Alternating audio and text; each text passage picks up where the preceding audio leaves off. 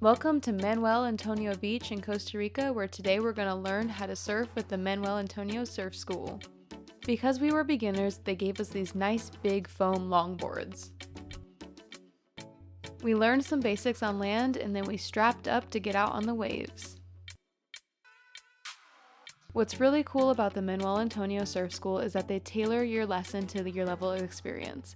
Because we had never surfed before, they were very patient with us and helped us through every step of the way. Due to the help from the instructors, we were actually able to get up pretty easily.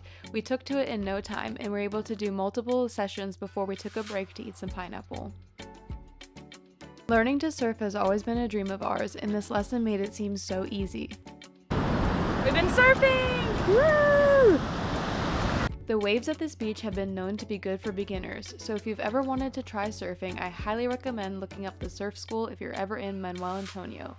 Thank you for watching, and be sure to like, comment, and subscribe.